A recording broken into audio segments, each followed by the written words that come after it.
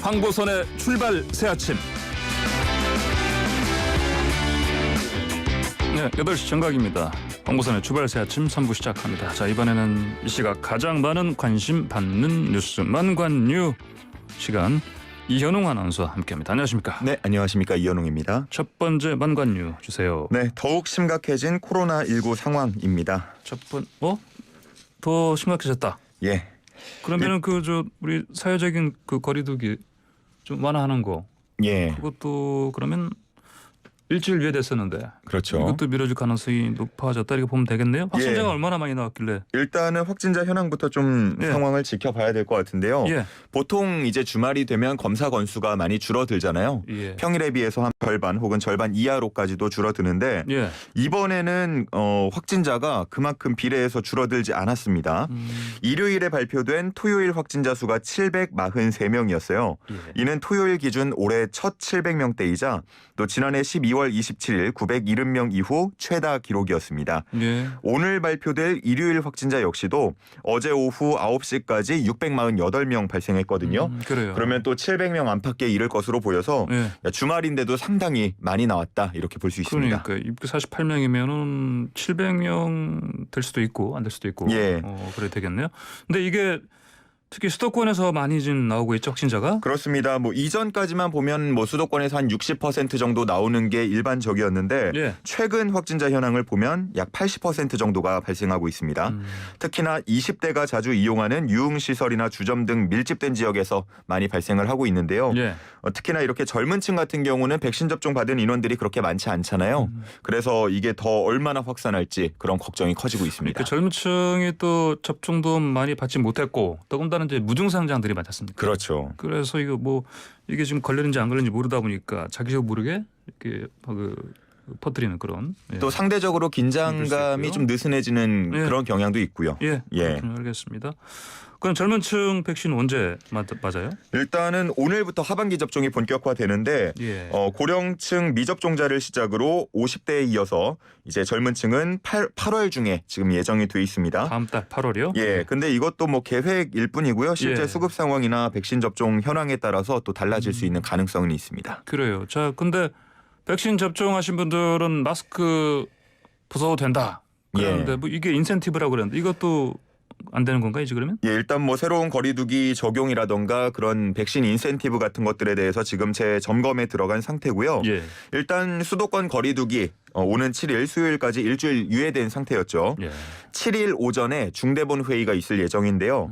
8일부터 적용할 수도권 거리두기 체계에 대한 논의가 있을 예정이고요. 예. 이날 그래서 그 발표도 있을 것 같아서 발표를 좀 주목해 봐야 할 것 같습니다. 그래요. 또 어제 중대본 회의를 통해서 이제 수도권 방역 조치 강화 방안 내용이 나왔는데 백신을 맞은 사람도 실내외에서 모두 마스크를 쓰도록 했고요. 예, 그래요. 그리고 오후 10시 이후에 공원이나 강변 등에서 음주는 금지됩니다. 아, 그래요. 요즘 보니까 가끔 야외 특히 산에 가시는 분들 보니까 좀 벗으신 분들 많이 계시던데. 그렇죠. 아마 그분들 중에 접종하신 분들이 많은 것 같아요. 근데 이제 실외에서 벗어도 네. 된다 이런 얘기를 듣고 계셨던 분들 많으실 텐데 다시 써야겠네. 실내외 모두 마스크를 계속해서 써야 합니다. 이제. 그래요. 알겠습니다. 다음 안관님 주십시오. 네, 도심 집회 강행한 민주노총입니다.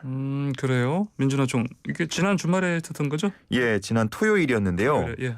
원래는 이제 여의도 공원으로 예정을 했다가 경찰에 막히자 장소를 종로 일대로 변경하고 집회를 강행했습니다. 그래요. 예, 집회 참가 인원은 민주노총 추산 8,000명 정도였고요. 예. 비정규직 철폐, 최저임금 인상 등을 요구하면서 한 2시간 정도 집회를 이어갔습니다. 일부 참가자들은 경찰과 물리적 충돌을 빚은 모습도 보였습니다. 물리적 충돌까지 빚어졌다. 아, 알겠습니다. 행진하는데 막았겠죠 아마. 예. 그래요.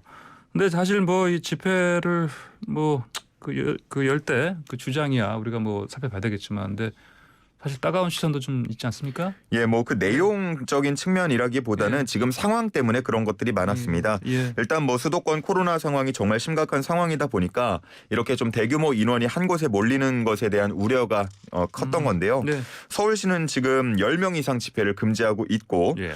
또 민주노총의 이런 집회 신고에 대해서 이미 금지를 통보했던 바였습니다.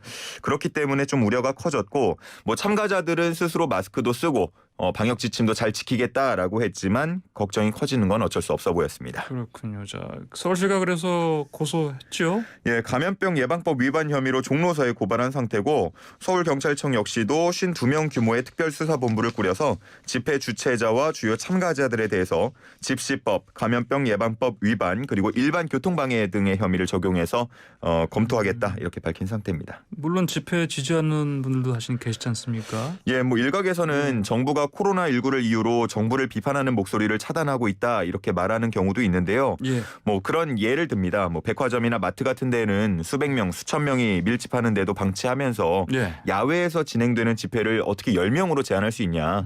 뭐 이런 얘기들도 일부에서 나오고 있습니다. 그렇군요. 알겠습니다. 자, 다음 만관해 주십시오. 네, 세 번째 만관뉴 선진국 그룹에 들어간 대한민국입니다. 아, 그래요. 근데 많은 국민들이 벌써 사실은 스스로 우리 선진국민이다 이렇게 생각하는 분들 많을 텐데. 그렇죠. 뭐 네. 그런 여러 가지 좀 지표 혹은 뭐 네. 지위들 드러낼 수 있는 것들이 많았는데 예. 어제 이제 외교부에 따르면요. 얼마 전에 스위스 제네바 본부에서 열린 유엔 무역 개발 회의에서 예. 우리나라의 지위가 그룹 A에서 그룹 B로 변경이 됐는데 예. 여기서 말하는 이제 그룹 A는 아시아와 아프리카 등 주로 개발도상국이 포함돼 있고요. 예. 그룹 B는 유럽과 북미 등을 중심으로 한 이른바 선진국 그룹이었습니다. 그룹 B 선진국 그룹의 아시아 국가는 그동안 일본이 유일했는데 예. 이번에 우리나라가 검토하고 들어가게 된 겁니다. 유엔 무역 개발 회의 웅쿠타드에서 예. 이렇게 변경했다. 이거 뭐 자부심 당연히 높아지는 상황인데. 예, 맞습니다. 뭐, 이렇게 좀 회원국의 지위가 네. 선진국 그룹으로 바뀌는 게 네. 유엔 무역 개발 회의가 설립된 이래 57년 만에 처음 있는 일이라고 해요. 예. 뭐 그동안 보면 우리 경제 규모도 계속해서 발전을 했고 또 P4G 정상회의 개최나 G7 정상회의 참석 등으로 우리나라 위상이 좀 높아진 모습을 많이 보여왔잖아요. 예. 이런저런 요소들이 반영된 것 같다라는 게 지금 외교부 관계자의 얘기입니다. 그래요. 근데 이제 이렇게 선진국으로 그룹이 이제 바뀌면은 달라지는 게 있지 않습니까? 지금 그 부분이 좀 명확하지는 않은 것 같습니다. 예. 일단 뭐 기군의 협상 과정을 보더라도 별도의 그룹들을 중심으로 진행이 되어 왔기 때문에 이번 지위 변경이 미치는 영향 그렇게 크지 않을 것으로 전망되고 있고요. 예. 그리고 그동안 우리가 개도국으로서 받았던 혜택도 별로 없었고 앞으로 선진국으로서 뭐 지원에 나서야 할 사항도 당장은 없다는 게 외교부 관계자의 얘기입니다. 그래요.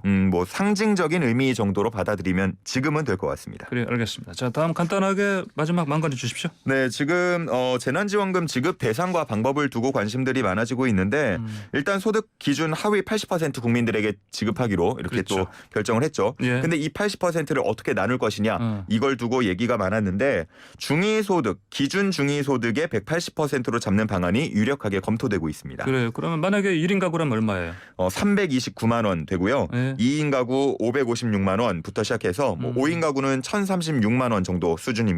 예. 네. 알겠습니다. 오늘 만관은 여기까지 듣겠습니다. 고맙습니다. 네, 감사합니다.